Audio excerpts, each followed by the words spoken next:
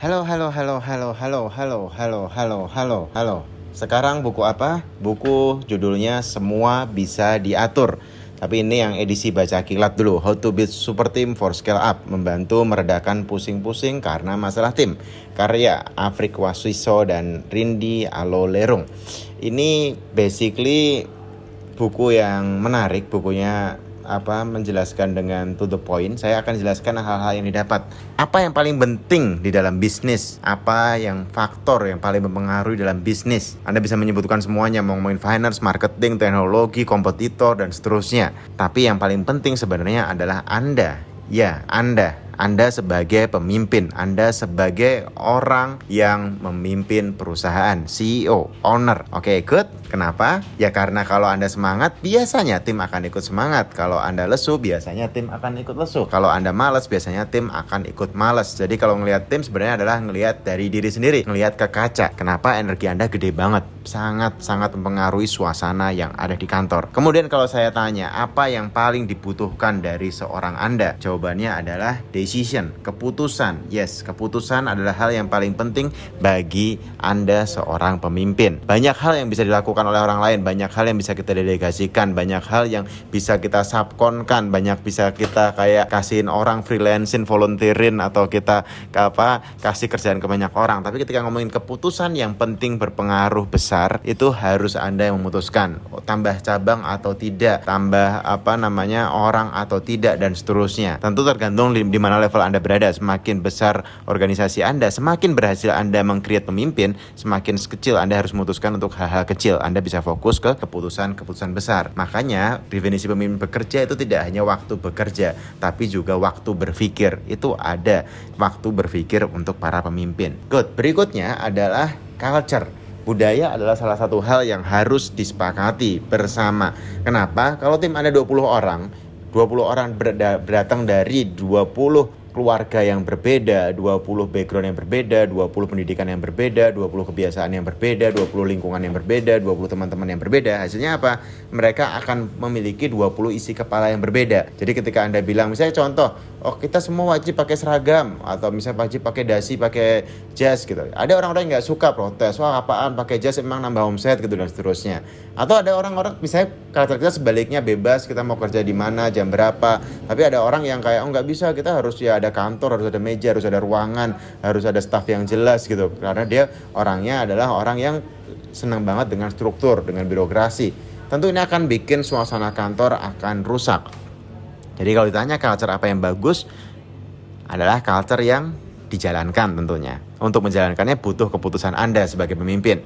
Bahkan menurut riset dikatakan bahwa 85% culture itu sama dengan owner atau founder atau CEO.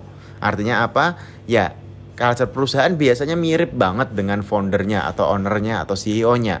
Karena itu budaya yang dia bangun sejak awal mendirikan bisnis, akhirnya jadi budaya perusahaan.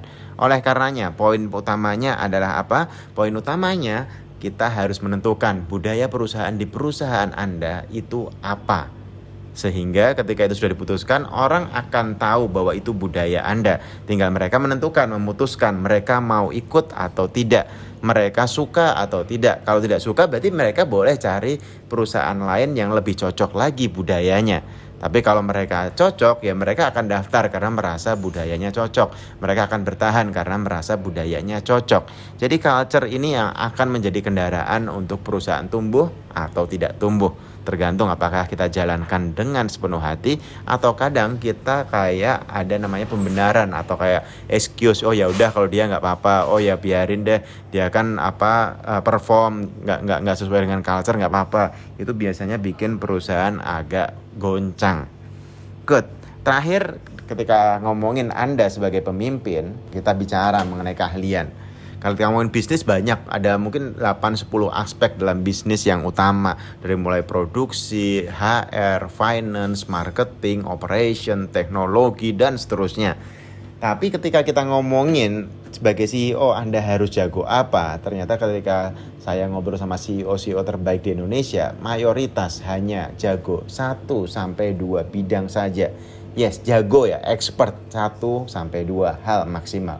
Kalau ngomongin dia tahu bidang lain nggak ditahu, dia tahu itu namanya common sense atau common knowledge, dia tahu secara umum, tahu gambaran besar, tapi kalau detailnya dia jago satu dua hal. Nah kemudian goalnya apa? CEO ini mempekerjakan orang yang lebih baik dibanding dirinya di bidang yang dia tidak menguasai.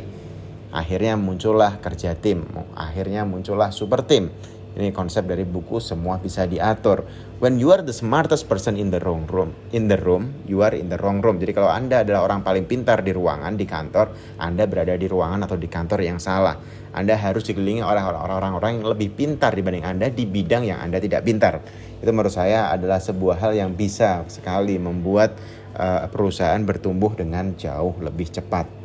Oke?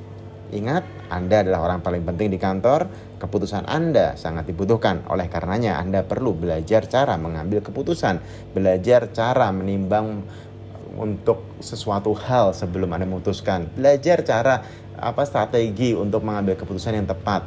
Anda akan tetap mengambil banyak kesalahan, melalui banyak kesalahan, tapi minimal kalau Anda terus belajar, Anda tidak akan mengalami kesalahan yang sama. Anda akan terus belajar, terus bertumbuh. Terakhir tadi, kuasai 1-2 hal sehingga Anda benar-benar jago. Bisa jadi Anda menguasai ilmu marketing, Anda jago marketing, tinggal cari orang finance atau cari orang teknologi. Bisa jadi Anda jago banget leadership, oke, berarti Anda tinggal manage orang-orang yang jago untuk hal teknis, tapi untuk nge-lead mereka Anda jago, karena namanya super team gak akan mau kumpul kalau leadernya gak super. Pertanyaan, kontemplasi, renungan, dan juga evaluasi untuk saya sendiri. Terima kasih banyak.